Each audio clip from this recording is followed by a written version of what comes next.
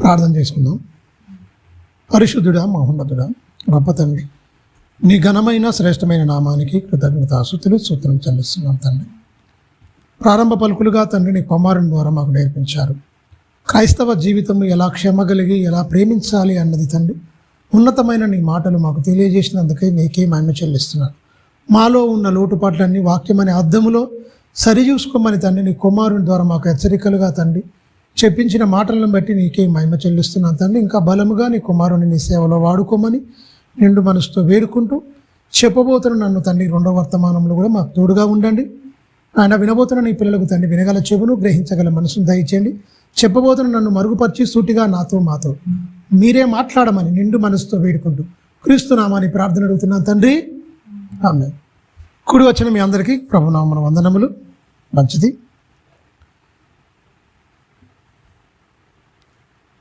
Ezra గ్రంథము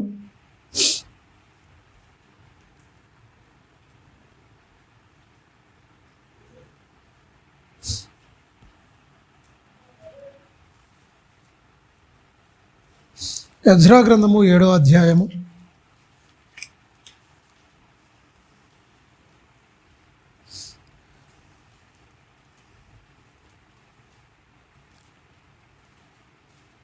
10వ వచనం నుంచి చదువుకున్నామండి. ఎజ్రా గ్రంథము 7వ అధ్యాయము 10వ వచనం నుంచి చదువుకుందాం. ఎజ్రా యెహోవా ధర్మశాస్త్రమును పరిశోధించి దాని చొప్పున నడుచుకున్నటకును ఇజ్రాయేలుకు దాని కట్టడలను విధులను నేర్పుటకును దృఢ నిశ్చయము చేసుకుని. ఎవరు? ఎజ్రా గారు. మీరు గమనించండి, ఇశ్రాయేలు తప్పిపోయిన తర్వాత ఉన్నతంగా మళ్ళీ అందరినీ సమకూర్చి చెప్తున్న ఒక మంచి సందర్భం. పైనుంచి వెళ్ళి మనకు బాగా కనిపిస్తుంది. మనకు కావాల్సిన దాన్ని తీసుకుంటున్నాం. అంటే దృఢముగా తను నిశ్చయించుకుని పరిశీలనగా దాన్ని చదవాలనుకుంటూ దాని చొప్పున మనం ఖచ్చితంగా ఇశ్రాయేలు అందరికీ కట్టడలను విధులను నేర్పుటకు దృఢ నిశ్చయము చేసుకొనెను. మీరు గమనించండి, ప్రతి సంవత్సరం మనం ఒక నిశ్చయం చేసుకుంటాం. ప్రతి సంవత్సరం ఏం చేస్తాం? కొత్త సంవత్సరం అప్పుడు December 31 అప్పుడు ఏం చేస్తాం? పాతయాన్ని ఒకసారి మనం ఏంటి ఏం కథని మళ్ళీ నెమ్మరేసుకుంటాం. తర్వాత ఇక నూతన సంవత్సరం ఇలా ఉండాలని మనం మంచిగా నిర్ణయాలు తీసుకుంటాం. నిర్ణయాలు చొప్పున ఉంటున్నామా? బైబిల్లో ఉన్నారా? బైబిల్లో దృఢ నిశ్చయం చేసుకుంటూ ఆయన కట్టడలను విధులను ఖచ్చితంగా తప్పకుండా ఇశ్రాయేలు పడిపోయిన సమాజానికి నేర్పించాలి, నిలబెట్టాలి. ఇక తొట్టిల్లకుండా పడిపోకుండా పరిశుద్ధ లేఖనాల ప్రకారంగా బ్రతికింప చేయాలి. మా దేవుని మాటలు లేకనే జనులు చెడిపోతున్నారన్న సంగతి ఎవరికి అర్థమైంది? ఎజ్రాకు అర్థమైంది. ఎజ్రా గారు అందుకని ఏంటి దృఢముగా నిశ్చయించుకున్నాడు. ఏంటట? యెహోవా ధర్మశాస్త్రాన్ని దాని కట్టడలను విధులను వాళ్ళకి ఖచ్చితంగా నేర్పాలని నిశ్చయించుకోండు. అవునా? ఇప్పుడు మనం ఏం చేయాలి? నేర్చుకోవడాన్ని నిశ్చయించుకోవాలి ప్రతి ఒక్కరు. అవునా కాదా? అప్పుడు ధర్మశాస్త్రం ఒకరి దగ్గరనే ఉంది, అందరి దగ్గర లేదు. ఆయన నేర్పడానికి నిశ్చయించుకున్నాడు. ఇప్పుడు ప్రతి ఒక్కరి దగ్గర ఉందా లేదా గ్రంథం? అప్పుడు లేవీల దగ్గర మాత్రమే ఉండేది ధర్మశాస్త్రం. అవునా? దాని కట్టడలు విధులను ఒక లేవీ కుటుంబానికే దేవుడు ఆ పరం చేసిండు, లేవీలకు మాత్రమే చెప్పాలని చెప్పిండు. మరి ఇప్పుడు మనందరికీ ఇప్పుడు ఏం చేసిండు అంటే ప్రతి ఒక్కరి బాధ్యత ఉందా లేదా? అప్పుడు ఒకరి బాధ్యత తీసుకొని అందరికి బోధించిండు. ఇప్పుడు ప్రతి ఒక్కరు ఏం చేయాలి? నేర్చుకోవాలి. సండే మనం ఇక్కడ చెప్పుకున్నా సరే, ఒకరు చెప్పినా మీరు అందరిన్నా మీరేం చేయాలి? ఎవరంతలో వాళ్ళు గ్రంథం ఉంది కాబట్టి అందరు చదువుకొని దాని ప్రకారంగా ఎవరికి వాళ్ళు ఏం చేయాలి? అభ్యాసం చేసుకోవాలి. వాటి యందు నడుచుకోవాలి, బ్రతకాలి. ఆయన ఒక్కటి చెప్తే అందరు నడుచుకునేది బ్రతికేది అంత లేదు. ఇంత సదుపాయం అనేది లేదు వాళ్ళకు. ఉందా? ఇశ్రాయేలుకు ఉందా? గ్రంథం చదువుకొని అన్నీ వాళ్ళు వినాలంతే. విని పోయి ఆ మాటలు గుర్తుపెట్టుకొని చేసుకోవాలి. ఎప్పుడు వాళ్ళకు? ప్రతి శనివారం నాడు వాళ్ళు కూడుకుంటారు. విశ్రాంతి దినం అంటే శనివారం వాళ్ళకు. ఇశ్రాయేలుకు మొత్తం శనివారం నాడు వాళ్ళు సబ్బాత్ దినం అంటారు దాన్ని. మీరు గమనించండి, ఇశ్రాయేలుకు మొత్తం అది విశ్రాంతి దినం కాబట్టి శనివారం నాడు వాళ్ళు పాటించేది. మీరు గమనించండి, మనకు శనివారం ఏమైనా వారం లెక్క పెట్టిండా? ప్రతిదినం అన్నాడు. సమయం లేదు, అసమయం లేదు. మీరు సంపూర్ణంగా మీరు ఎప్పుడు వీలు దొరికితే, ఎప్పుడు టైం దొరికితే అప్పుడు మీరు దేవునితో గడపండి, మీరు దేవునిలో ఉండమని చెప్పిండా? అంటే వాళ్ళకంటే వాళ్ళకి ఇంకా అన్ని పుస్తకాలు రాలే. వచ్చినాయా? వాళ్ళకి అన్ని పుస్తకాలు రాలే. మనకు 66 పుస్తకాలు వచ్చింది. దేవుని యేసుక్రీస్తు కూడా వచ్చిండు ఆల్రెడీ. వచ్చిండు, ప్రాణం పెట్టిండు, మొత్తం అంటే సత్యంలో నుంచి సర్వసత్యంలోకి మనం వచ్చాం. పాత నిబంధన ఛాయ అయితే కొత్త నిబంధన నిజస్వరూపం. పాత నిబంధనలు ఏది రాయబడ్డా కనిపించకుండా అవుపడకుండా ఉన్నది మొత్తం. సంపూర్ణ జ్ఞానం ఎక్కడ ఉందంటే కొత్త నిబంధనలో ఉంది. మొత్తం క్రీస్తుతో పాటు మొత్తం వచ్చేసింది మనకు. ఇప్పుడు మనం ఎలా ఉండాలి? వాళ్ళలాగా ఉండాలా? మనం ఇంకా ఉన్నతంగా బెటర్గా ఉండాలా? ఉన్నతంగా ఉండాలి. ఉంటున్నామా? చూడండి ఈయన ఎంత నిర్ణయం తీసుకుంటుండో. అప్పుడు పడిపోయిన వాళ్ళందరికీ బలంగా చెప్తుండు మొత్తం. ఎజ్రా యెహోవా ధర్మశాస్త్రమును పరిశోధించి దాని చొప్పున నడుచుకున్నట్లు ఇశ్రాయేలుకు దాని కట్టడలను విధులను నేర్పుటకు దృఢ నిశ్చయము చేసుకొని, నువ్వు దృఢ నిశ్చయం చేసుకుంటే కన్ఫామ్గా ఇది నేర్పితేనే బాగుపడతారు వీళ్ళు అని ఒక నిర్ణయాన్ని తీసుకున్నాం. మన నిర్ణయాలు అలాగనే ఉంటాయా? మన నిర్ణయాలు ఎన్నో తప్పిపోయినాం. రోజు బైబిల్ నేర్చుకుందాం అనుకున్నాం, పడిపోయినాం. అవునా? 2026 నుంచి వెళ్ళినా స్టార్ట్ చేయాలి. ఎందుకంటే అక్కడనే అయిపోతుంది. అంటే గ్రంథంలో చాలా రాయబడే సంగతులు, కానీ ఏం మనం తెలుసుకోలేదు మొత్తం. అవునా? ఖచ్చితంగా వారం పెట్టుకునేది బంద్ అయిందా అనుకుంటా. మనం నిర్ణయాల నుంచి వెళ్ళి దాటిపోయినాం చాలా వరకు. నా హెల్త్ ఇష్యూలను లేకపోతే ఏదో మొత్తం మీద అయితే మనం అందరం తప్పిపోయినట్టే ఉంది. దృఢ నిశ్చయం చేసుకున్నాం మనం. ఆ నిశ్చయతలో నుంచి వెళ్ళి వైదొలిగిపోయినామా లేదా? ఖచ్చితంగా వైదొలిగిపోయినాం. కానీ ఈయన మాత్రం గుర్తు చేస్తున్నాడు మళ్ళీ ఖచ్చితంగా. 11వ వచనం చూడండి. యెహోవా చూడు, యెహోవా ఆజ్ఞల వాక్యముల యందును ఆయన ఇజ్రాయేలుకు విధించిన కట్టడలను కట్టల యందును శాస్త్రి అయిన యాజకుడైన ఎజ్రాకు రాజైన అస్త్రశస్త్రకిచ్చిన తాకీదు పత్రాలు. మీరు గమనించండి, అస్త్రశస్త్రకు ఇచ్చిన తాకీదులు. అంటే నేను ఏమంటుండు, ఈ వాక్యములు అనేది ఖచ్చితంగా నేర్పించాలి, ఉండాలని ఖచ్చితంగా ఇక్కడ చెప్తుండు. ఎజ్రా గారు ఏంటట, ఈయన శాస్త్రట, యాజకుడైన ఎజ్రా రాజైన అస్త్రశస్త్రకు ఇచ్చిన తాకీదులు. మీరు గమనించండి, దేవుని వాక్యంతో బలంగా ఉండాలని కూడా రాజులకు కూడా వీళ్ళు వాక్యాలు చెప్పే పరిస్థితిలో వాళ్ళు ఉన్నారు. ఇప్పుడు వేలికలు ఉన్నారు, కనీసం మన సర్పంచ్ కూడా చెప్పలేని పరిస్థితి మనకు. అప్పుడు ప్రపంచాన్ని రాజులు పరిపాలించే వాళ్ళకు కూడా బుద్ధి చెప్పేటట్టుగా ఈ జ్ఞానాన్ని పట్టుకుని వెళ్ళిపోయారండి. ఇచ్చిర్రు వాళ్ళు బలంగా. అంటే ఇందులో నీతి ఉంది, ఇందులో సమస్త జ్ఞానం ఉంది. మనిషి అంటే ఒక మనిషి ఎలా బ్రతకాలో, ఎలా జీవించాలో, ఎలా ఉండాలో ఖచ్చితంగా నేర్పించేదే దైవ గ్రంథం అని మనం చెప్పొచ్చు. నెహెమ్యా గ్రంథం చూడ ఒకసారి, పక్కనే ఉంటుంది నెహెమ్యా గ్రంథము 23వ అధ్యాయం చూడండి.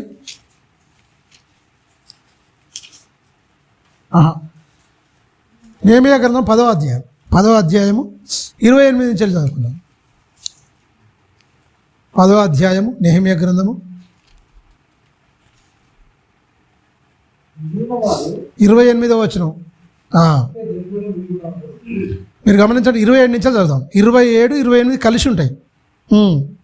అయితే జనులలో మిగిలిన వారు అనగా దేవుని ధర్మశాస్త్రమునకు విధేయులు అగునట్లు దేశపు జనులలో ఉండకుండా తమను తాము ఏర్పరచుకున్న యాజకులను, లేవీయులను, ద్వారపాలకును, గాయకులు, నెతినీయులను అందరూ దేవుని దాసుడైన మోషే ద్వారా నియమింపబడిన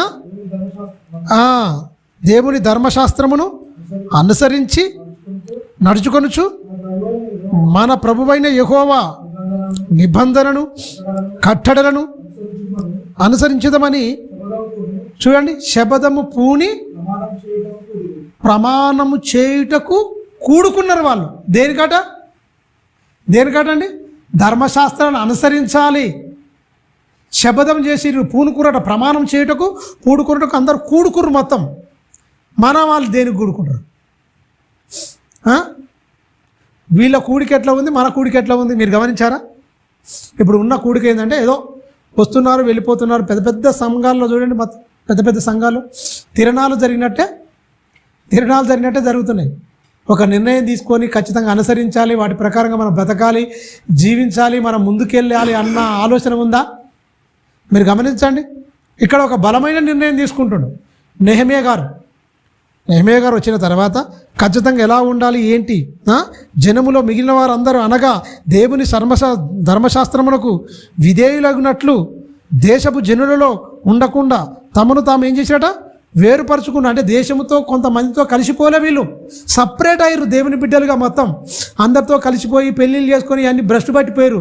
అట్లా కాదు, మేము ప్రత్యేకింపబడిన జనము అన్నట్టుగా ఏంటి, ఆ జనములో కలిసిపోకుండా వీళ్ళు ప్రత్యేకింపబడ్డారు. చూడండి, ప్రత్యేకింపబడిన వారై మొత్తం తమను తాము ఏర్పరచుకున్నారు. మొత్తం జనముల్లో ఉండకూడదు, తమను తాము ఏర్పరచుకొని యాజకులను, లేవీలను, దూరపాలకులకును, గాయకులకును, నితీలకును అందరూ దేవుని దాసుడైన మోషే ద్వారా నియమింపబడిన దేవుని ధర్మశాస్త్రమును అనుసరించి నడుచుకొనుచు మన ప్రభువైన యెహోవా నిబంధనను కట్టడలను అనుసరించుదామని వాళ్ళు ఏం చేసిరట, శబ్దము ప్రమాణపూర్వకముగా చేయుట కూడుకునండి.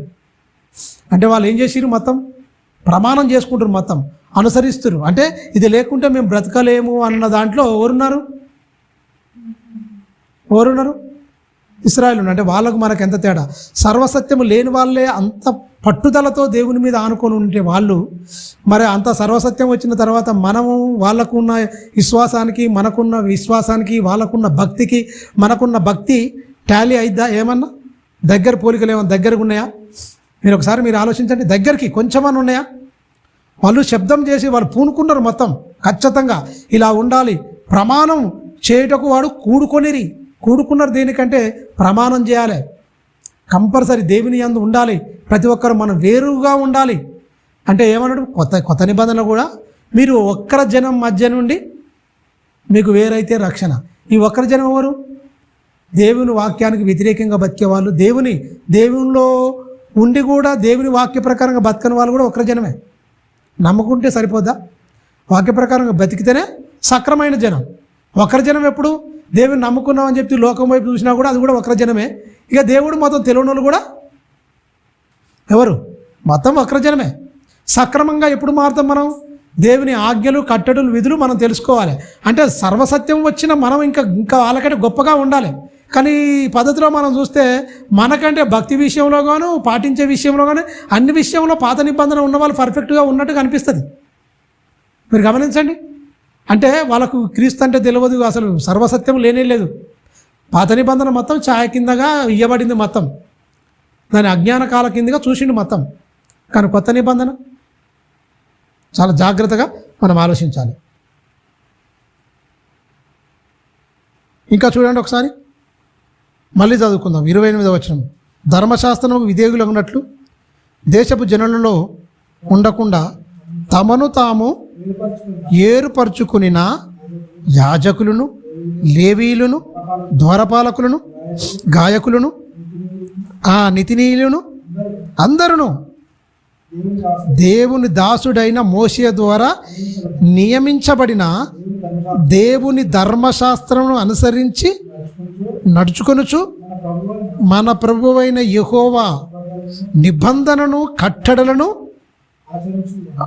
ఆచరించుదుమని శపథము పూని ప్రమాణము చేయుటకు కూడుకుని. శపథం పూనిరు, మొత్తం ప్రమాణం చేయుటకు పూనుకురు. వాళ్ళ ప్రమాణం చాలా గొప్పది. ఆ ప్రమాణానికి వాళ్ళు బద్దులై ఉన్నారు. మనం కూడా ప్రమాణం చేసినామా లేదా? మనం ఎప్పుడు చేసినాం ప్రమాణం?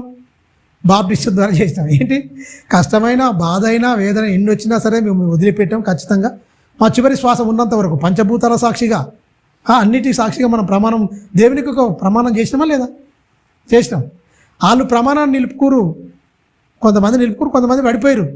ఇప్పుడు ఒకటి పడిపోవడానికి వీల్లేదు, అందరూ నిలుపుకోవాలి. అందరూ ఉంటే తప్ప వాళ్ళు కానానులోనికి వచ్చి ఇశ్రాయేల్ దేశానికి వచ్చిర్రు. స్థిరపడ్డరు వాళ్ళు, మొత్తం స్థిరపడ్డ తర్వాత ఇవన్నీ రాయబడ్డాయి. మొత్తం స్థిరపడ్డరు. ఇశ్రాయేల్ జనాంగం మొత్తం ఇశ్రాయేల్ దేశంగా ఏర్పడ్డది. మొత్తం అందరూ చెరలోకి వెళ్ళిపోయారు. మళ్ళీ వచ్చిర్రు.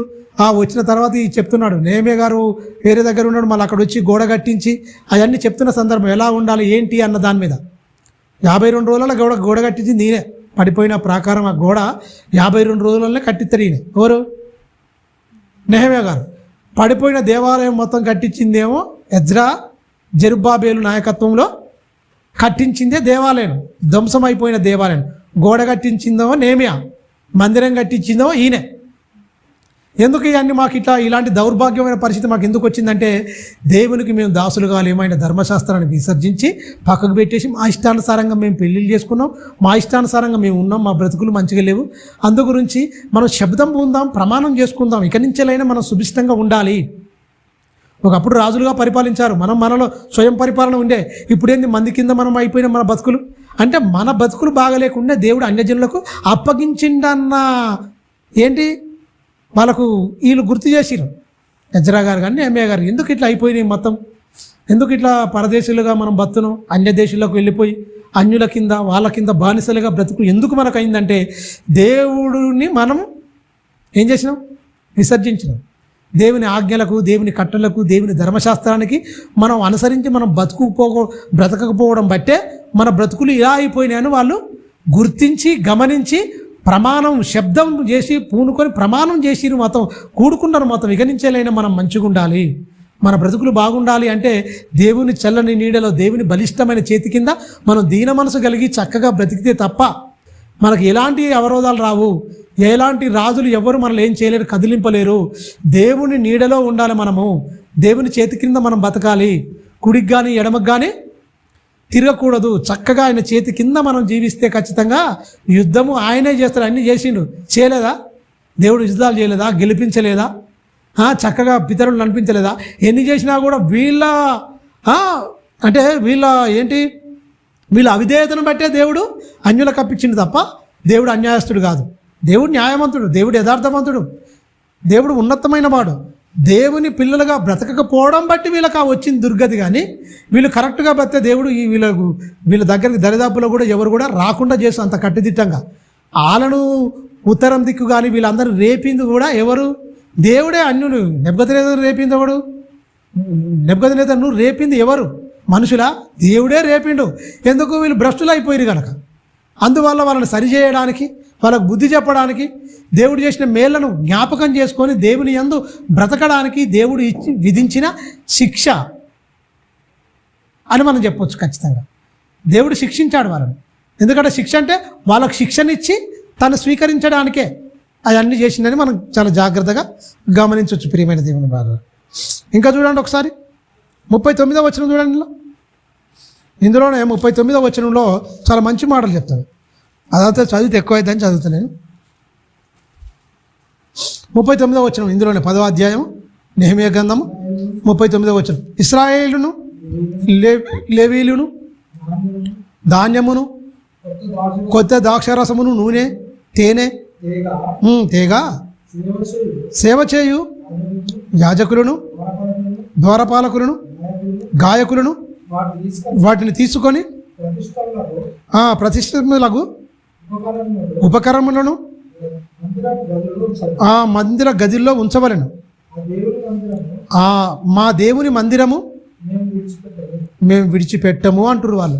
ఎందుకు? ఇవన్నీ తెస్తే ఏందట, అందులో గాయకులుండి పాటలు పాడాలి, దూరపాలకులు ఉండాలి. వీళ్ళందరినీ పోషించడానికి ఏం రావాలి? నూనె కావాలి, ద్రాక్షరసం కావాలి, పిండి కావాలి, ఇలా సగంలో తేవాలి. పంట పండాలి. పంట పంటలో వర్షం కురిపించాలిగా దేవుడు. వర్షం ఖచ్చితంగా వర్షం కురిపిస్తుండు. వీళ్ళందరూ తెచ్చిన తర్వాత అప్పుడు ఇక దేవుని మందిరం విడవకుండా వీళ్ళు విడిచిపెట్టడానికి కారణం ఏంది? కాలం పోయింది, పంటలు ఎండిపోయినాయి, ఇంకా ఏమి లేదు, తెత్తందుకు ఏమి లేదు. వీళ్ళు తినడానికి తిండి లేక ఇంకా దేవుని మందిరంలోకి ఏం తెస్తారు? ఇవన్నీ ఎందుకు అయినాయి అంటే వీళ్ళకు బుద్ధి చెప్పడానికి దేవుడు కాలాన్ని కూడా, కాలములు సమయములు ఎవరి ఆధీనంలో ఉన్నాయి? దేవుని ఆధీనంలో ఉన్నాయి. ఎండలు కొట్టినా అనుకోడు, ఆకాశమును విత్తడి కాదు, భూమిని ఇనువుగా చేస్తే ఇత్తడిలో నుంచి నీళ్ళు రావు, భూమిలో నుంచి పంట రాదు. ఆకాశాన్ని ఏం చేసిండు? ఇత్తడి చేసిండు. భూమిని ఏం చేసిండు? ఇనుముగా మార్చేసిండు. ఇక ఏమవుతుందిగా? ఇనుములో నుంచి ఏమైనా సుక్కొస్తుందా? ఈ రాదు. పంట పంతుందా? ఇత్తడిలో నుంచి ఏమైనా శినుకులు పడతాయా? రానే రావు. అలా మార్చేసిండు దేవుడు. ఎందుకు మార్చాడంటే వీళ్ళు తిని గర్వించి భ్రష్టులై దేవుని మీదనే తిరుగుబాటు చేసినట్టుగా ఇతర దేవతల తట్టు తిరిగిపోతారు. వీళ్ళు భయంకరంగా పాపం చేస్తారు. దేవునికి ఏదైతే నచ్చదో అదే చేస్తారు వీళ్ళు. అందుకని దేవునికి కోపం రప్పించిన తర్వాత కోపానికి శిక్షను విధించిండా? ఎమ్మటే పనిష్మెంట్ ఇచ్చిండు. ఎందుకు? వీళ్ళు సెట్ అయ్యి వాళ్ళు ఎమ్మటే నన్ను వేడుకుంటే నేను మళ్ళీ వాళ్ళకి సమృద్ధి వాళ్ళకి ఇస్తాను. దేవుని ప్రేమాది. ఇప్పుడు మన పిల్లలు ఉన్నారనుకోండి, తప్పిపోయిన వాళ్ళని 2 దెబ్బలు కొట్టినవాటికి మనం ఎలవైతున్నమాట. వాటి తప్పు తెలుసుకొని వాడు ఖచ్చితంగా గుణపరచబడాలన్నది తల్లిదండ్రుల భావం. భూమి మీద మన తల్లిదండ్రులకే మనకి ఇలాంటి మంచి భావాలుండి వాడిని శిక్షించి వాడిని గద్దించి మంచి దారిలో పెట్టాలని మనం అనుకుంటే పరలోకపు తండ్రికి అంతకంటే గొప్ప కదా. మనం ఎక్కడ తొట్టిల్లకుండా, ఎక్కడ మలిన పడిపోకుండా, ఎలాంటి మన హృదయంలోనికి మలినాలు రాకుండా, మనం ఖచ్చితంగా దేవునికి దూరం కాకుండా, ఈ లోకపు లోనికి పడిపోకుండా, ఖచ్చితంగా పడిపోయినప్పుడు శిక్షించి మళ్ళీ బుద్ధి తెప్పించుకొని మళ్ళీ బుద్ధి తెచ్చుకొని నా వైపు తిరిగితే ఏమంటే నేను కరుణిస్తాను, మళ్ళీ ప్రేమిస్తాను, నా వాత్సల్యం గల ప్రేమ దయను మళ్ళీ వాళ్ళ మీద కురిపిస్తానన్న దేవుని ఉద్దేశం. అందుకనే పాత నిబంధనలు మీరు మనం మొత్తం చూసుకుంటూ వస్తే ఇంకా న్యాయపత్ర గ్రంథం అయితే మరీ ఇంకా, ఎందుకంటే వీళ్ళను చిత్తగొట్టి చెవులు మూతాడు. ఎందుకంటే వీళ్ళు తప్పిపోతూ ఉంటారు, ఆ దేవుడు అన్ని జనులకు అప్పగిస్తూ ఉంటాడు. మళ్ళీ వాళ్ళు ప్రభువాన్ని మళ్ళీ వేడుకున్నప్పుడు మళ్ళీ తీసుకుంటాడు దగ్గరికి, మళ్ళీ తీసుకుంటాడు, మళ్ళీ వీళ్ళు కొంచెం తొగదాడిచ్చాక మళ్ళీ అన్యులకు అప్పగిస్తాడు. ఇదే రిపీట్ అవుతూనే ఉంటుంది. కొంచెం నెమ్మదిగా ఉంటుంది. తోల కానీ ఒత్తినీయులు కానీ యాయిర్ అయితే ఏం పని చేయడం అనుకో. కొంతమంది మంచి వాళ్ళు ఉన్నారు, ఎవరు మన యొప్తా కానీ వీళ్ళందరూ మంచిగా నెమ్మదిగా ఉంటారు. న్యాయపత్ర గ్రంథం ఈయన సంసోన్ కానీ వీళ్ళందరూ కొన్ని పనులు చక్కగా చేసుకొని మంచిగా ఉంటారు, దేవుని పరిపాలనలో ఉంటారు. తర్వాత ఏమైపోతారు మీరు గమనించండి. అందుకని చాలా జాగ్రత్తగా మనం చూస్తే వీళ్ళను అప్పగించడానికి కూడా అదే కారణం. 39వ వచనం చూడండి. ఇశ్రాయేలును లేవీయులను ధాన్యమును కొత్త ద్రాక్షరసమును నూనె తేగ సేవకులు యాజకులను ద్వారపాలకును గాయకులను వాటిని తీసుకొని ప్రతిష్ఠిత మగులు ఉపకరణములను మందిరములో గదులలో ఉంచవలనని మా దేవుని మందిరములో మేము విడిచిపెట్టామని వాళ్ళు ప్రమాణం శబ్దం చేసిరు. అదే ప్రామాణికంగా వాళ్ళు బ్రతికినట్టుగా మనం చూడగలం. మీరు గమనించండి, మనం ఇలా ఉండాలి ప్రమాణం చేసిరు, శబ్దం చేసిరు. ఖచ్చితంగా ఇక మేము మందిరం విడిచిపెట్టాం, సమృద్ధి మాకు ఇచ్చేసిండు, మేము మా దేవుని కాపుదలనే ఉంటాం. మేము ఖచ్చితంగా మా దేవుడు మాకు చేసిన మేళ్లకు గాన ప్రతిగానాలు చేస్తాం, ప్రార్థన చేస్తాం. ఖచ్చితంగా దూరపాలకులు ఎవరు ముట్టడి చేయకుండా దూరం దగ్గర దూరపాలకులు ఉంటారు. ఖచ్చితంగా లేవీలు వాళ్ళ పని వాళ్ళు చేసుకుంటారు. మొత్తం వీళ్ళ పని వీళ్ళు భూమి సేద్యపరుచుకుంటున్నారు, వీళ్ళు పంటలు పండించుకుంటున్నారు. ఆ పంటలో పండించిందంతా దేవుని మందిరంలో సేవ చేసే వాళ్ళకి ఇస్తున్నారు. ఖచ్చితంగా వాళ్ళు పోషింపబడుతున్నారు, సుభిష్టంగా మంచిగా ఉన్నట్టుగా మనం చూడగలం. చూడండి యోబు గ్రంథము మొదటి అధ్యాయము 5వ వచనం చూస్తే మనం యోబు గ్రంథము మొదటి అధ్యాయము. ఎందుకంటే పిల్లలు 7 కొడుకులు 3 కుమార్తెలు ఉంటారు. వారి ఇందులో చొప్పున వాళ్ళు చేసుకుంటుంటారు. అయితే ఏదన్నా పాపం చేస్తారేమని ముందే గమనించి దేవుని పట్ల భయము భక్తి కలిగి ధర్మశాస్త్రం లేని కాలంలోనే యోబు గారు ఎంత మంచిగా ఉన్నాడో మనకు యోబు గ్రంథంలో మనకు కనిపిస్తుంది. చక్కగా దేవుని మీద ఆధారపడి బతకడం అంటే ఇదే. యోబు గ్రంథము మొదటి అధ్యాయము 5వ వచనం. వారి విందు దినమున పూర్తిగాగా యోబు తన కుమారులను పాపము చేసి తమ హృదయములలో దేవునిని దూషించుదురేమో అని వారిని పిలువనంపించి చూడండి, వారిని పిలువనంపించి పవిత్రపరిచి చూడండి అరుణోదయమున లేచి వారిలో ఒక్కొక్కరి నిమిత్తమై దహన బలులు అర్పించుచు వచ్చెను. చూడండి యోబు నిత్యము ఇలాగ చేయుచున్నాడు. మీరు గమనించండి, ఒకరోజు కాదు, ఒకరోజు చేసినట్టు కాదు, నిత్యము అంటే వాడుకైపోయింది. ప్రతిదినం అరుణోదయం లేవడం, అలా కుమారులను అందరినీ పిలిపించుకోవడం. కుమార్తెలగిన 3 కుమార్తెలు 7 మంది కుమారులు, అంటే మొత్తం 10 మంది సంతానాన్ని. ఎక్కడైనా సరే మనసులో వాళ్ళు ఎక్కడైనా దేవుని దూషించడం, మత్తులైపోయి తాగి విందు దినములు సంపూర్ణంగా అయిపోయిన తర్వాత ఎక్కడైనా పొరపాటు పడుతుర్రేమో అని తనలో తను ఆలోచించుకొని వారందరినీ పిలువనంపించి అరుణోదయం కన్నా లేచి వాళ్ళందరినీ పవిత్రపరిచి ఏం చేస్తున్నాడు, దహన బలులు అర్పించుకుంటూ వస్తున్నాడు. ఇది వాడుకగా మారిపోయింది. గమనించారా? అంటే ఏంటి భక్తి అంటే ఇదేనండి. అరుణోదయం కానీ లేచింది మొత్తం వాళ్ళందరినీ పిలువనంపిస్తుండు, వాళ్ళందరినీ పవిత్రపరుస్తుండు. మొత్తం ఖచ్చితంగా వారందరి నిమిత్తం ఏం చేస్తుడు, దహన బలుడు. ఇది ఏం చేస్తుడు, మాటికి ప్రతిరోజు ఇక అదే పని ఆయనకు. మానక చేస్తున్నాడు మొత్తం. మానక అంటే కంటిన్యూగా ఆయన ఆస్తిపాస్తులు పైన ఉంటాయి. ఒంటెలెన్ని, గాడిదలెన్ని, ఎడ్ల జతలెన్ని అన్ని టోటల్గా ఇస్తుంటాడు. ఇంత బహుగా ఆ ఊది దేశంలో ఇంత మంచిగా ఉన్నవారు ఎవరు లేరు. ఆ దేశంలో ఉన్నవాళ్ళు చాలా గొప్పగా బ్రతికిన వాడితాడు.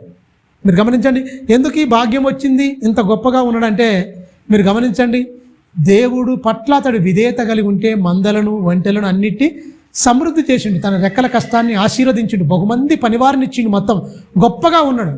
అప్పుడు దుష్టునికి కన్నుబాటది. మీరు గమనించండి, దేవుని నమ్ముకుంటే ఆస్తులు రావు. తెలుసా? నమ్ముకుని మంచిగా ఉన్నందుకే కదా ఇన్ని ఆస్తులు ఇచ్చింది. కనుక దేవుని పట్ల భయభక్తులు కలిగి ఉన్నాడు. ఒకసారి నాకు అప్పగిస్తే నీ ముంగనే దూషిస్తాడు, ఆస్తులన్నీ తీసేస్తా. నాకు అవకాశం ఏమంటే ఆస్తులన్నీ పోతాయి. పాత నిబంధనలో కూడా మీరు గమనించండి, ఇచ్చిండు అంటే ఒక పర్పస్కి ఇచ్చిండు. తీసేస్తాడు అంటే ఏంటి? నువ్వు గర్వించి నువ్వు ఏదైనా అవుతావంటే ఖచ్చితంగా తీసేస్తాడు. నెబుకద్నెజర్ రాజుకు రాజ్యాన్ని దేవుడే ఇచ్చిండు. ఏమైండు? గర్వించిండు. గర్వించే వరకు ఏం చేసిండు? ఏం చేసిండు? మొత్తం గడ్డి తినేటట్టు అయిపోయింది మొత్తం. అంటే పశువులకు వచ్చే మనసు వచ్చేసింది మొత్తం. ఎవరికి? నెబుకద్నెజర్ మత్స్సుకు దానికి దీనికి ఒక మొత్తం ఇదైపోయాడు, ఒక మృగంలాగా మారిపోయాడు. తర్వాత మళ్ళీ సుభిష్టంగా తన ఇచ్చిండు ఆ దేవుడు. మళ్ళీ తగ్గించుకొని మళ్ళీ ఇదైపోయిన తర్వాత మళ్ళీ తన రాజ్యాన్ని తనకి ఇచ్చేసిండు. ఏదైనా చేయగల సమర్థుడు, కాలములను సమయములను మార్చువాడు దేవుడే. నీ మనసును నువ్వు ఎలా ఉన్నావు, అసలు నీ స్థితి, నీ పరిస్థితి ఏమై ఉన్నదో దేవుడు నిశ్చితంగా చూసి ఇస్తాడు.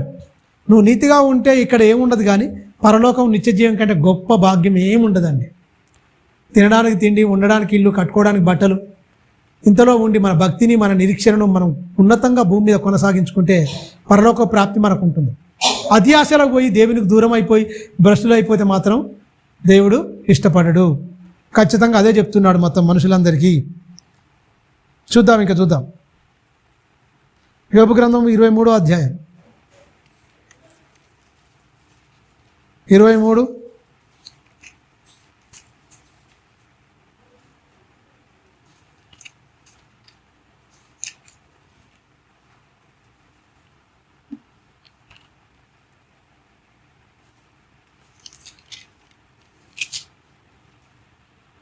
యోబు గ్రంథము 23వ అధ్యాయం 10 నుంచి వెళ్ళి 12 వచనాల వరకు చదువుకుందాం. చూడండి, ఈయనే మాట్లాడుతుండే. ఎవరు? యోబు గారే మాట్లాడుతుండే. యోబు గారే మాట్లాడుకుంటున్నాడు. చూడండి ఒకసారి, చూడండి. ఎన్నో వచనం చదివి మనం 10వ వచనం చదువుకున్నాం. చూడండి, నేను నడుచు మార్గము ఎవరికట? దేవునికి తెలియను. ఆయనకంటే దేవునికి తెలియను. చూడండి, ఆయన నన్ను శోధించిన తర్వాత ఏమంటుండు? ఆయన నన్ను శోధిస్తాడు, ఖచ్చితంగా పరిశోధిస్తాడు. శోధించిన తర్వాత నేను ఆయనకు సువర్ణం వలె కనపడుదును అని చెప్తూ 11వ వచనం, నా పాదములు, చూడండి, నా పాదములు ఆయన అడుగు జాడలు విడవక నడుచున్నవి. నేను ఇటు అటు తొలగక ఆయన మార్గమున, చూడండి, నేను ఆయన మార్గమును అనుసరించి తిని. మరి ఈ కష్టాలు వచ్చినాయంటే వస్తాయి, కానీ వచ్చినా కూడా ఆయన తిరగలేదు. అదే చెప్పుకుంటున్నా ఆయన. నేను అనుసరించిన మార్గం ఆయనకు తెలియను. ఆయన నన్ను శోధించిన తర్వాత నేను సువర్ణము వలె కనబడుదును. సువర్ణము అంటే మట్టి పట్టిపోతుంది బంగారానికి. దాన్ని అగ్నిలో వేస్తే ఏమైపోద్ది? పుటం వేస్తే ఏమైపోద్ది? మెరిసిపోద్ది మొత్తం. మస్ట్ మొత్తం పోద్ది.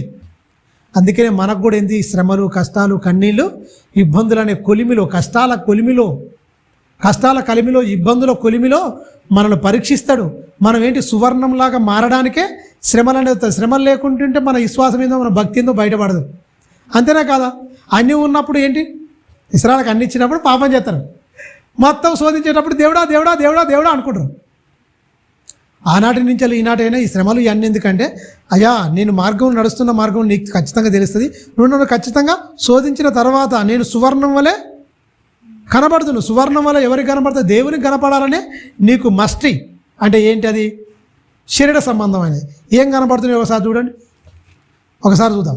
శరీర సంబంధం ఇవన్నీ పోతట్టు సువర్ణంలోగా మారాలి.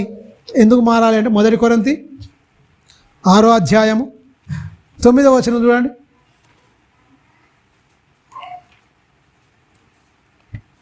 కొరింథీయులకు రాసిన పత్రిక 6వ అధ్యాయం 1 కొరింథీ. ఇవన్నీ పోవాలంటాడు. ఇవన్నీ పోతే ఖచ్చితంగా కనబడతాం సువర్ణం పోలే. అవన్నీ పోవడానికే శిక్ష. దేవుని రాజ్యంలోకి వెళ్ళాలి అంటే ఒకసారి చూడండి ఏమంటున్నాడు. మొదటి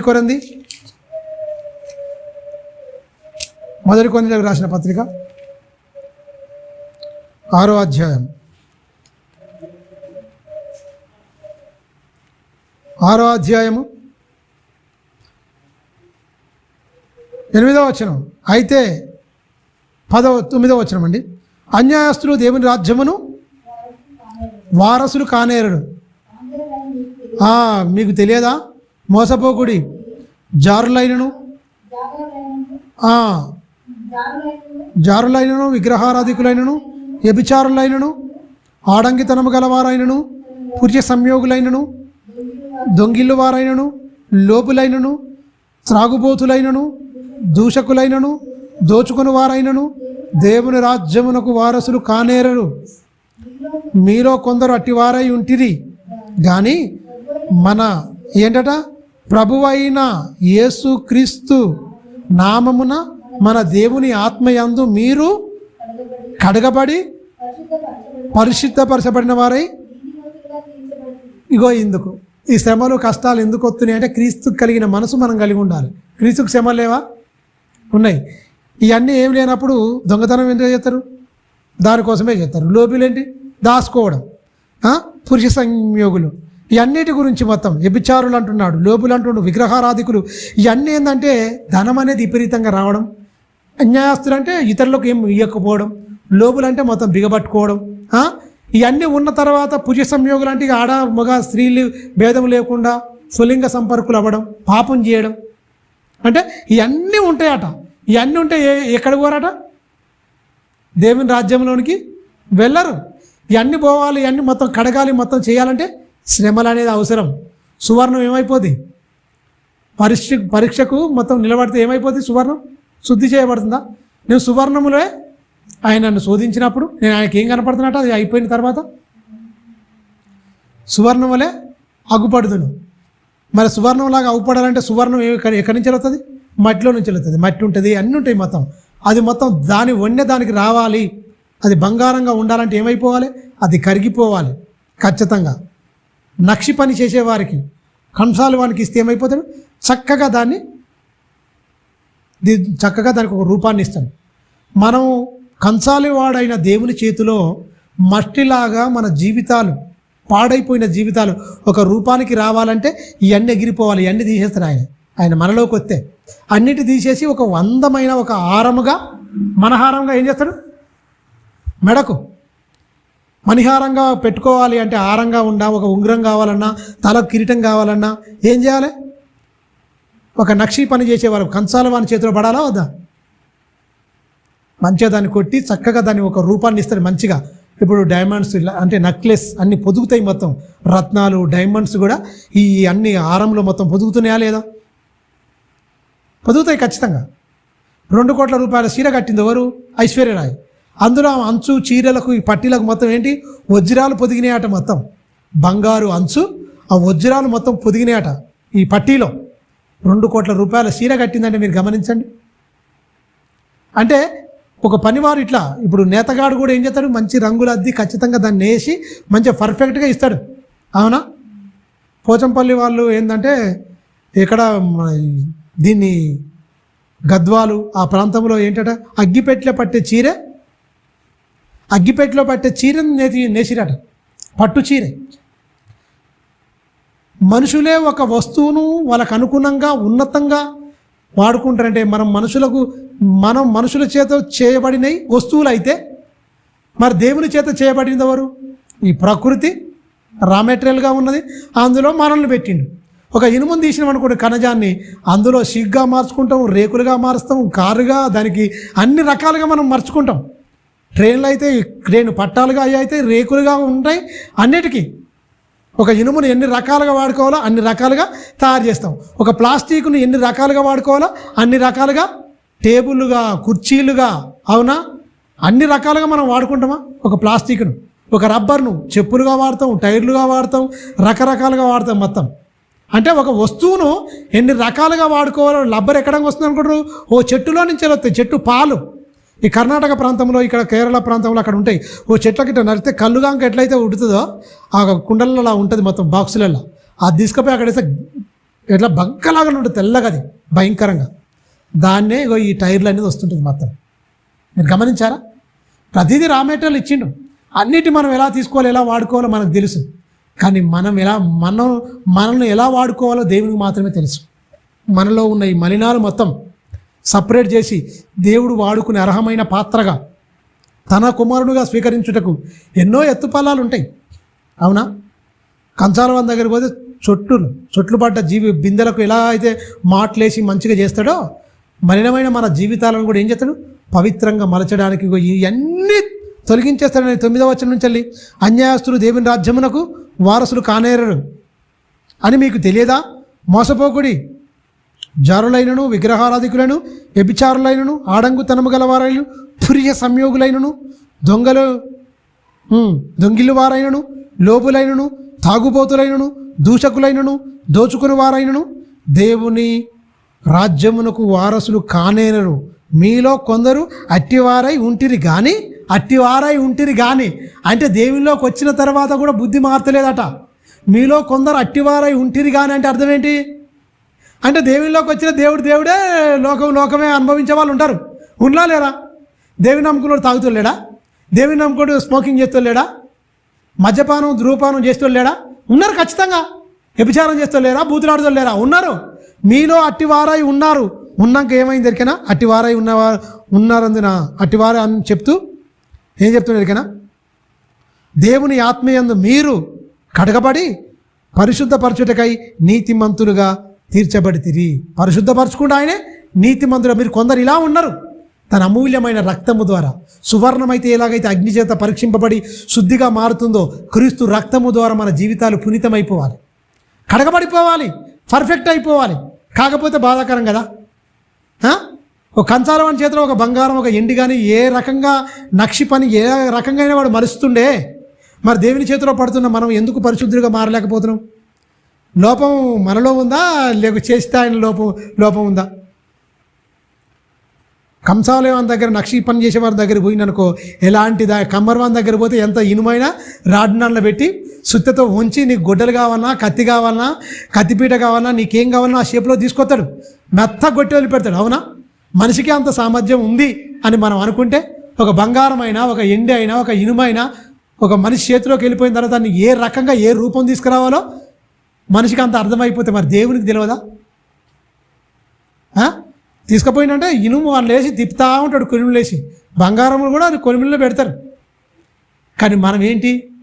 శ్రమలనే కొలిమి మనకు వద్దని ఆ కొలిమిలో నుంచి పారిపోతున్నాం. అది నిర్జీవమైన వస్తువు కనుక అలా పడేస్తూ ఉంటుంది. అవునా కాదా? నిర్జీవ వస్తువు కనుక బంగారం వేసినా, వెండి వేసినా, ఇనుము వేసినా ఆడ పడి ఉంటుంది కొలిమిలో. అది పారిపోవడానికి లేదు. మనం పారిపోతాం. మనం ఎందుకు తప్పించుకుంటాం? అమ్మ వద్దొద్దు, అమ్మ శ్రమలా వద్దొద్దు అంటే మన మైండ్ డైవర్షన్ అయిపోద్ది, వేరే అయిపోతుంది. అందుకని అన్నీ పోవాలి, నేను పర్ఫెక్ట్గా మనల్ని ఏం చేస్తాడు? పర్ఫెక్ట్గా ఆయనే చేసుకుంటాడు కంపల్సరీ. ఇగో ఈ అన్ని మొత్తం తీసుకోవడానికి కడిగేసుకుంటాట. మొత్తం కడగబడి పరిశుద్ధపరచబడేవారి నీతిమంతులుగా తీర్చబడితిరి.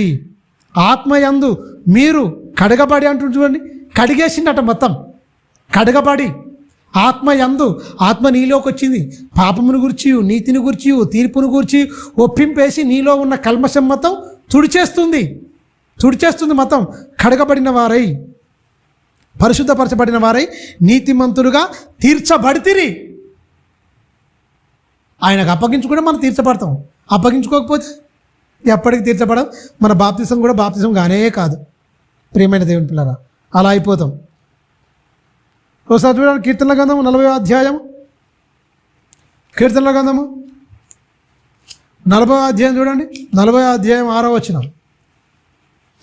కీర్తనల గ్రంథము చూడండి. ఆయన చెప్తున్నాడు యేసుక్రీస్తు బలియాగం గురించి అండి ఇది రాయబడింది. మీరు గమనించండి. 5వ వచనం నుంచి మనం చూద్దాం. 5వ వచనం, యెహోవా నా దేవా, నీవు మా ఎడల జరిగించిన ఆశ్చర్య క్రియలను, మా ఎడల నీకున్న తలంపులు బహు విస్తారములట. ఏంటట? లెక్క పెడుతందుకు లేవట. బహు విస్తారములు ఆలోచనలు మన పట్ల. ఆయన ప్రణాళిక, ఆయన ఉద్దేశం చాలా గొప్పదండి. వాటిని వివరించి చెప్పదని అనుకుంటున్నా అవి లెక్కకు మించి ఉన్నవి, నీకు సాటి అయినవాడు ఒక్కడు లేడు అని చెప్తూ ఇక్కడ చెప్తున్నాడు. బలి అయినను నైవేద్యమునైనను నువ్వు కోరలేదు, నీవు నాకు చెవిను నిర్మించి ఉన్నావు. దహన బలులైనను పాప పరిహార్థ బలులైనను నువ్వు తెమ్మనలేదయ్యా, నువ్వు తెమ్మనలేదు అని చెప్తూ అప్పుడు పుస్తకములో నన్ను గూర్చి రాయబడిన ప్రకారము నేను వచ్చి ఉన్నాను దేవా, నీ చిత్తము నెరవేర్చుటకు నాకు సంతోషము. నీ ధర్మశాస్త్రము నా ఆంతర్యములలో ఉన్నది. నా పెదవులు మూసుకొనక మహాసమాజములో నీతి సువార్తను నేను ప్రకటించి నేనంటిని. యెహోవా, అది నీకు తెలిసే ఉన్నది. నీ నీతి నా హృదయంలో ఉంచుకొని నేను ఊరకే ఉండలేదు. నీ సత్యమును నీ రక్షణను నేను వెల్లడి చేసి ఉన్నాను. నీ కృపను నీ సత్యమును మహాసమాజమునకు తెలపక నేను వాటిని మరుగు చేయబడిన మొత్తం ఏం చేశాడు? పురాతన కాలం మొదలుకొని మరుగు చేయబడిన సంగతులన్నీ మొత్తం ఏం చేసిండు? ఈయన ప్రకటించడాలి. యేసుక్రీస్తు వచ్చి నేను మరుగు చేయలాంటిది ఎవరి గురించి రాస్తున్నది? దావీదే. ఇది ప్రవచన సారం. ఇది ఎబ్రీ పత్రికలో ఉంటుంది 10వ అధ్యాయంలో. గ్రంథపు చుట్టులో నన్ను గురించి రాయబడిన ప్రకారం దేవా నేను వచ్చి, ఇక్కడ పుస్తకం అంటే అక్కడ గ్రంథం చుట్టూ అంటాడు. నేను వచ్చాను, నా ఆంతర్యములో అంటే ఆయన హృదయంలో ఏమై ఉంది? దేవుని వాక్యం ఉందట. యేసుక్రీస్తు ఇలా బతకాలి. ఇవన్నీ బలులు ఇవన్నీ కాదు నాయన, నువ్వు నాకు ఒక మంచి చెవిని నిర్మించావు. చెవి ఏం చేయాలి? వినాలి. నోరేం చేయాలి? మాట్లాడాలి. కళ్ళు ఏం చేయాలి? నడవాలి. అవునా? కాళ్ళు ఏం చేయాలి? నడవాలి. కళ్ళు చూడాలి, కాళ్ళు నడవాలి, చేతులతో పనులు చేయాలి ఖచ్చితంగా. ఈ సర్వశరీరం ఎవరి కోసం అంటే దేవుని కోసం అన్నాడు ఒక్క మాటలో. యేసుక్రీస్తు ఎన్ని ప్రాంతాలు తిరిగిండు ఆ కాళ్ళతో, ఈ చెవులతో ఎన్ని మాటలు, తండ్రి దగ్గర ఇన్న మాటలన్నింటినీ ఏం చేసిండు? మొత్తం దూషణ మాటలు విన్నాడు. ఈ మాటలు చెప్తుంటే అయ్యో ఈ మాటలు గొప్పగా చెప్పిండు, ఈయనలాగా ఎవరు బోధించలేడు అన్నాడు కూడా మాటలు విన్నాడు. అమ్మో నీ దయగల మాటలు, ఆయన ధైర్యంగా బోధించాడు. ఆయన శాస్త్రములే కాక ఆ మాటలు కూడా ఆ చెబుతోని విన్నాడు. వీడు దయ్యం పట్టినోడు అని చిన్న మాట అన్న కూడా చెవులు విన్నాయి. మంచిని విన్నప్పుడు పొంగిపోలేదు, చెడ్డదాన్ని విన్నప్పుడు కృంగిపోలేదు. రెండింటి సమానంగా తీసుకున్నాడు. గొప్పగా బతికాడు ఆయన. దేవుని గురించి ఆ దేహాన్ని మొత్తం ఏం చేసిండు? మొత్తం బలంగా వాడిను. నా ఆంతర్యంలో ఉన్నవి నేను ఏది చెప్పకుండా నేను దాచుకోలే. సమాజంలో నేను చెప్పాను, ప్రకటించాను, నేను చెప్పాను. చెప్పిండా? ఉన్నతంగా చెప్పిండు. నీ కృపను నీ సత్యమును మహాసమాజమునకు తెలపక నేను వాటిని మరుగు చేయలేదు. యెహోవా, నీవు నీ వాత్సల్యమును నాకు దూరం చేయకము. నీ కృపా సత్యములను ఎప్పుడు నన్ను కాపాడును గాక. ఏమంటును? కాపాడినాయండి. శిలోకి వెళ్ళేదాకా కాపాడినాయి. దేవా ఏమన్నాడు? తండ్రి నా చెయ్యి ఎలా విడిచితివి? అప్పటిదాకా ఇడిస్తేనే ఆయన చనిపోవాలి. అందువల్ల చెయ్యి విడిచాడు, తన ఆత్మను అప్పగించుకున్నాడు, వెళ్ళిపోయాడు. అప్పటిదాకా 2 చేపలు 5 రొట్టెలు 5,000 మంది పెట్టినా లేదా? కృతజ్ఞతాస్తుతులు చెల్లించాలని ఏమైపోయింది? రొట్టెలు ఎదుగుతూనే ఉన్నాయి, వస్తూనే ఉన్నాయి. నీళ్ళు మొదటి సూచక్రియ ఏది యేసుక్రీస్తు చేసింది? కానాను విందు, పెళ్ళి. విందుకు పిలిచినప్పుడు ఈయన పోయినా వెంటనే కథం అన్ని 6 రాతి బాణాలు మొత్తం కుతికల మట్టుకు నింపి కథం నీళ్ళతో నింపిస్తాడు. మొత్తం కొత్త ద్రాక్షారసం గొప్పగా ఉంటుంది. మొత్తం గొప్ప సూచక్రియ. కుష్ఠరోగి ముట్టుకుంటే శుద్ధుడైపోతాడు. ఇవన్నీ దేవుని క్రియలు ఉన్నతంగా మహాసమాజము మరుగు లేకుండా మొత్తం గొప్పగా చెప్పాడు. ఆయన దాచుకున్నాడు చెప్పలే. సమాజ మందిరంలో కొండల మీద సమాజంలోనే బోధించాడు తప్ప ఆయన ఏది మరుగు చేయలేదు. అందుకోసమే నాకు ఈ శరీరాన్ని అమర్చావు. నా గురించి నా దేహము ఎప్పుడు రాసుకున్నాడు. మొత్తం చెవుల గురించి, దేహం గురించి మొత్తం సర్వము రాసుకున్నాడు. 139వ కీర్తనలు అయితే నా అవయవములు దినదినము రూపింపబడక మునిపే తండ్రి నా దినములన్నీ నీ గ్రంథములో లిఖితములు ఆయను. మనం అందరం ఏంటి? చావు ముహూర్తం పెట్టుకొని భూమి మీదకి వచ్చినాం. మన అబ్రహాం గారు చనిపోయిన పాపం మంచిగా ఉండే ఇక్కడ మెట్లే ఉంటాడు, హెబ్రోన్ సహవాసంలోకి వెళ్ళిపోతాడు. 65 ఏళ్ళు చాలా అంటే మంచి భక్తిగా ఉండేదట, మంచిగా అందరికి సహకరించేదట, చక్కగా ఉండేదట. మరి ఏమైందో ఏం కథ మొదం హఠాత్తు మరణం అయినది. మీరు గమనించండి, మన కాలనీలో ఈయనే మొన్న జరిగింది శుక్రవారం రోజు. గమనించారా? ఎప్పుడు వెళ్ళిపోతారో ఏం కదా, నేను నాకు చెప్తే అదే అన్న నేను. ఒక మనిషి మరణము బతుకున్న వానికి పాఠం, ఒక మనిషి మరణము బతుకున్న వానికి పాఠం. విందు జరుగు ఇంటికాడికి పోతే పోవద్దన్నాడు, ప్రలాపించి ఇంటికి పోవటం మేలు. ఒకటి జన్మదినం కంటే ఒకటి మరణదినమే మేలు. మనకు జన్మదినం అంటే ఆనందం, విందు అంటే ఆనందం, చచ్చిపోయిన కాడికి తక్కువ. అక్కడనే మన జీవిత పరమార్థం అర్థమవుతుంది. ఎన్నో బంధాలు వచ్చిండు, భార్య తల్లిదండ్రుల కుమారుడుగా, తల్లిదండ్రులకు ఏమైనా కుమారుడుగా, ఒక భార్యకు భర్తగా, ఒక పిల్లలకు తండ్రిగా, ఆ పిల్లల భర్తలకు ఒక మామగా, ఎన్ని పాత్రలు ఒకడే పోషించిండు. ఆఫీసులో ఒక ఉద్యోగిగా, ఒక అందులో గొప్పగా, అన్నిట్లలో అన్ని పాత్రలు పోషించిన ఆయనే మరణం పేరుతో ఈ అన్ని పాత్రలు తెంచుకొని దేవుని కుమారుడు అనే పాత్రతో ఒక్కడు పోతాడు. అంతేనా? నీతిగా బ్రతికి ఉన్నతంగా ఉంటే అది దేవుని ఇష్టం. శాశ్వతమైన బంధం ఏ బంధం అని తెలిపింది మనకు? ఒక మరణం. దేవునితో ఉన్న బంధమే శాశ్వతమైన బంధం. ఇక్కడ తల్లి బంధమైనా, తండ్రి బంధమైనా, పిల్లల బంధమైనా, ఏ బంధాలైనా అంటే ఏంటి? నిర్దాక్షిణంగా ఏమైపోద్ది? మరణం అనేది కబలించినప్పుడు అన్ని బంధాలు తెంచుకొని ఆ మట్టిలో, ఆ పెట్టెలో పెట్టబడి, మట్టిలో కప్పబడి కథ ఎవరింటికి వాళ్ళు వెళ్ళిపోతారా లేరా? ఏ బంధం గొప్పది? అందుకనే మట్టికి మన దేహానికి విడదీయని బంధం, ఆత్మకు తండ్రికి వినలేని బంధం.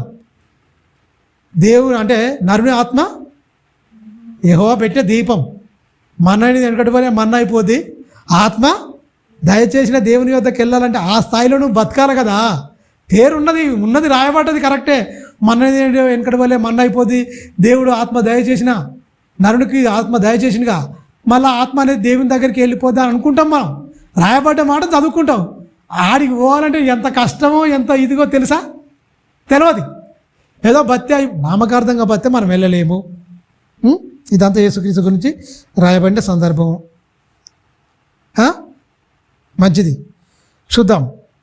78వ కీర్తన గ్రంథం 78వ కీర్తన చూడండి.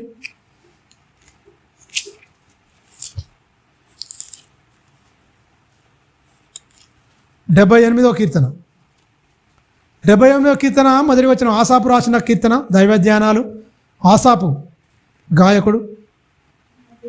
నా జనులారా నా బోధకు చెవియొగ్గుడి. చూడండి, నా జనులారా నా బోధకు చెవియొగ్గుడి, నా నోటి మాటలకు చెవియొగ్గుడి. నేను నోరు తెలిసి ఉపమానము చెప్పేదను. బాగా గమనించండి, పూర్వకాలము గూఢవాక్యములను నేను మీకు తెలియజెప్పేదను. మాకు తెలిసిన సంగతులు, మా పితరులు మాకు వివరించిన సంగతులు చెప్పేదను. యెహోవా సూత క్రియలను, ఆయన బలమును, ఆయన చేసిన ఆశ్చర్య కార్యములను దాచకుండా వాటిని వారి పిల్లలకు మేము చెప్పేదము. రాగల తరములోను పుట్టబో పిల్లల్లోనూ దాన్ని వెరుగునట్లు వారు లేచి తమ పిల్లలకు దానిని వివరించినట్లు వీరును దేవుని యందు నిరీక్షణ గలవారై దేవుని క్రియలను ఏంటంటే మరవకుందరు. నువ్వు చెప్తే కదా మరవకుండా ఉండాలంటే, ఈ స్టాండర్డ్ ఉండాలంటే ఏంటట ఉండాలట. కింది వచ్చిన చూడు ఏమంటున్నావు? యథార్థ హృదయులు కాక దేవుని విషయమై చిన్న మనసు లేని వారై తమ పితరుల వలె తిరగబడకయు మూర్ఖతయు తిరుగుబాటు గల ఆ తరము పోలి ఉండకయు వారు ఆయన ఆజ్ఞలు గైకొనున్నట్లును ఆయన యాకోబు సంతతికి శాసనములను నియమించను. ఒక గతం గడిచిపోయింది. అంటే మీరు గమనించండి, యాకోబు ఎప్పుడు ఆజ్ఞలు ఉన్నప్పుడు ఉండా, ఆజ్ఞలు లేనప్పుడు ఉండా? ఆజ్ఞలు ఒకటి కూడా లేనప్పుడు ఉన్నాడు యాకోబు. ఆజ్ఞలు వచ్చినాక ఎవరున్నారు? యాకోబు పిల్లలు ఉన్నారు. అందుకని యాకోబుకు నేను నియమించాను అన్నాడు. మీరు గమనించాడు, ఏమి లేనప్పుడే ఆయన కొన్ని ఆ దేవుని మాటల వల్ల ఇన్న మాటలే, చెప్పిన మాటలే, కానీ పుస్తకం రూపకంగా లేవు. ఇన్న మాటలు దేవుని గురించి ఇలా ఉండాలి, ఇలా బతకాలని ఎవరు చెప్పిండు? అబ్రహాముకి ఇస్సాకు చెప్పిండు, ఇస్సాకు యాకోబు చెప్పిండు, యాకోబు ఎవరికి చెప్పిండు? వాళ్ళ పిల్లలకు చెప్పిండు మొత్తం ఎలా ఉండాలి ఏం కదా అని. 50వ కీర్తన 150 అదే 49వ కీర్తనలో 49 అంటారు. ఆదికాండంలో 50లో మొత్తం మనం చూసుకుంటే 49 నుంచి వెళ్ళి మొత్తం ఆయన మరణాసకాలం వచ్చిన తర్వాత ఆయన వెళ్ళిపోయేటప్పుడు వాళ్ళందరినీ దీవించేటప్పుడు వాళ్ళ బిడ్డలందరినీ రమ్మని దేవుడు అంత్యకాలంలో జరగబోతున్న వాటిని మీకు తెలుపుతాను, వాళ్ళకి దీవెనలు ఇస్తారు మొత్తం ఆ కొడుకులందరినీ పిలిపించి. ఆ చనిపోయే ముందు మనకాలం సమీపించినప్పుడు ఏం నేర్చుకున్నారు అంటే దేవుడు తన నోట ఎలాంటి ఆశీర్వాదం ఉంచాడో అవన్నీ చచ్చిపోయే ముంగట చెప్పిపోతాడు. తెలుసా? మీరు గమనించండి, అన్నీ పిల్లలకు కూడా మొత్తం చెప్పాలి, ఏం దాచుకోకుండా అన్నిటి రాబోయే తరములో వారికి వివరించినట్లు మీరు దేవుని యందు నిరీక్షణ గలవారై దేవుని క్రియలను మరవకుండా యథార్థ హృదయములు కాక దేవుని విషయంలో స్థిర మనసు లేని వారై తమ పితరుల వలె తిరుగుబాటు చేసిరట. పితరుడు తిరుగుబాటు చేసిరు, అలా ఉండొద్దు. మధ్యస్థం కొంతమంది ఉన్నారు, వీళ్ళు భయంకరంగా వాళ్ళు మొదట నమ్మిన వాళ్ళు, ధర్మశాస్త్రం లేని వాడు నమ్ముకున్న వాళ్ళు, అబ్రహాము ఇస్సాకు యాకోబులను దేవుడిని అనిపించుకోండి, నేను సిగ్గుపడను, వాళ్ళు నా కట్టడం నా విధులను మంచిగా బతికిరు, ఆజ్ఞ లేనప్పుడే అంత భక్తి ఉంటే అదే వాళ్ళ ప్రకారంగా ధర్మశాస్త్రం ఇంకెంత గొప్పగా బతుకుతురో కదా. అందుకనే వారు దేవుడిని అనిపించుకునేటకు నేను సిగ్గుపడను అని చెప్పేసి ఒకటే మాట, నేను సిగ్గుపడను అంటే వాళ్ళ దేవుడిని వాళ్ళతో నేను ప్రమాణం చేశాను అంటున్నాడు. ప్రియమైన దేవుని పిల్లరా, ఇంకా చూద్దాం. కీర్తనల గ్రంథము 119 మొదటి వచనం చూద్దాం. మొదటి వచనం చూసుకొని ముగించుకుందాం. కీర్తనల గ్రంథము 119వ కీర్తన. మీరు గమనించండి, చెప్తున్నాడు పిల్లలకు చెప్తున్నాట, వాళ్ళు ఏమైపోతారట? ధర్మశాస్త్రం పక్కా వాళ్ళు అనుసరిస్తారు. యెహోవా ధర్మశాస్త్రమును అనుసరించి నిర్దోషముగా నడుచుకుని వారు ధన్యులు. ఆయన శాసనమును గైకొనుచు పూర్ణ హృదయముతోనూ ఆయనను వెతుకువారు ధన్యులు.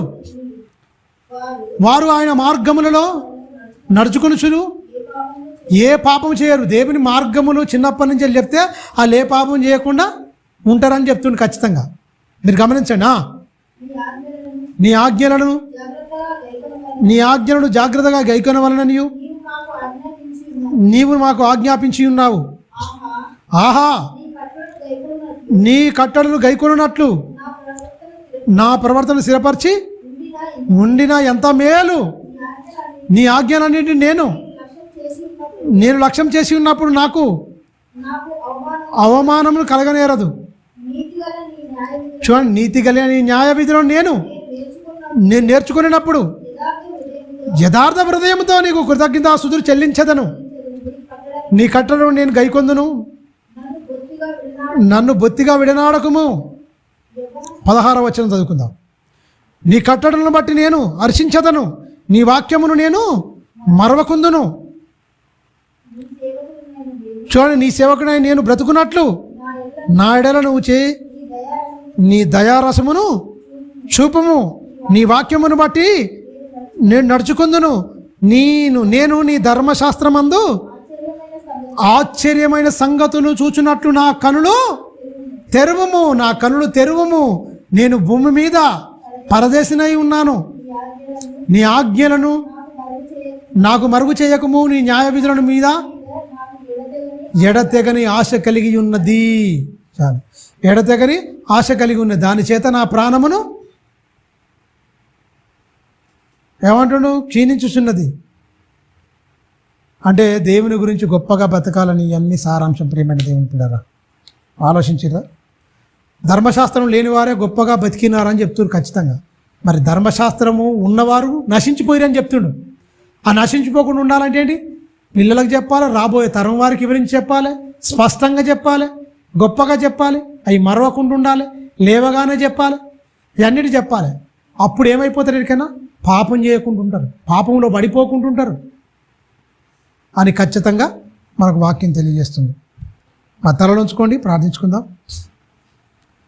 పరిశుద్ధుడా, మా కన్న తండ్రి, నీ ఘనమైన శ్రేష్టమైన నామానికి కృతజ్ఞతాస్తుతులు స్తోత్రం చెల్లిస్తున్నాను. తండ్రి, నీ మంచి మాటలు మాకు నేర్పించిన విధానానికి నీకే మహిమ చెల్లిస్తున్నాం తండ్రి. ఒక ఎజ్రాలాగా తండ్రి మేము చక్కగా మా బ్రతుకులను మేము తండ్రి వాక్యానుసారం కట్టుకోవాలి. ఒక నెహెమియా తండ్రి ఆ జనులందరినీ పిలిపించి దృఢపరిచి శబ్దముతో తండ్రి ప్రజ్ఞ తండ్రి ప్రమాణపూర్వకంగా చేయాలని తండ్రి అందరూ కూడుకున్నారు.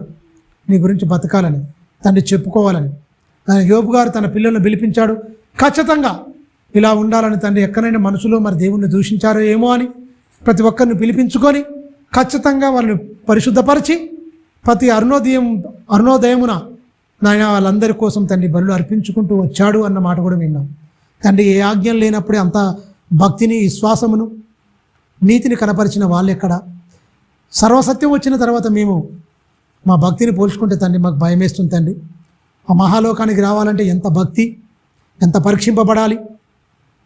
నేను సువర్ణం శోధించబడిన తర్వాత నేను మళ్ళీ నీకు సువర్ణం వలె కనబడుదును అని యోబు గారు కూడా మాట్లాడుతున్నాడు. సువర్ణములో మారాలి అంటే మస్టి పట్టిపోయి ఇదిగా ఉన్నదాన్ని కొలిమి చేత మళ్ళీ ఒక నక్షి పనిచేసే వానిలో ఎంత ఉన్నతంగా ఒక రూపమిస్తాడు. ఒక బంగారు ముక్కకు తండ్రి ఎంత ఒక ఆరముగా, ఒక కిరీటముగా, ఒక ఉంగరముగా ఎలాగైతే మలచబడుతుందో మీరు వాడుకునే అర్హమైన పాత్రగా మేము మలచబడాలంటే మాలో ఎలాంటి జారత్వం కానీ, అపవిత్రత కానీ, కామకత్వం కానీ ఎలాంటిది లేకుండా తండ్రి నీతికి వారసులుగా ఉండడానికి నాయన మమ్మల్ని అందరినీ ఆత్మచేత మమ్మల్ని అందరినీ కడిగి పరిశుద్ధపరచబడి నీతిగా మమ్మల్ని మార్చినందుకు ఏమిచ్చి మేము రుణం చెల్లించగలం తండ్రి. నీతి యందు శిక్ష చేయబడుతూ మా చివరి శ్వాస ఉన్నంత వరకు నమ్మకమైన బిడ్డలుగా వాక్యమైన వెలుగులో ముందు కొనసాగే అట్టి భాగ్యము, అట్టి ధన్యత నీ బిడ్డలమైన మాకు దయచేయమని నిండు మనసుతో వేడుకుంటూ క్రీస్తు నామాన్ని ప్రార్థన అడుగుతున్నాను తండ్రి. ఆమేన్. మన తండ్రి అయిన దేవుని ప్రేమ, కుమారుడైన యేసుక్రీస్తు వారి కృప, పరిశుద్ధాత్మ దేవుని సావాసం సదాకాలం మనందరికీ తోడై ఉండి సర్వసత్యమును నడిపించును గాక. ఆమేన్. మన తండ్రి అయిన దేవుని ప్రేమ, కుమారుడైన యేసుక్రీస్తు వారి కృప, పరిశుద్ధాత్మ దేవుని అన్యోన్య సావాసం సదాకాలం మనందరికీ తోడై ఉండి సర్వసత్యమును నడిపించును గాక. ఆమేన్. అందరికీ ప్రభునామన వందనాలు, క్రీస్తుల శుభాలు.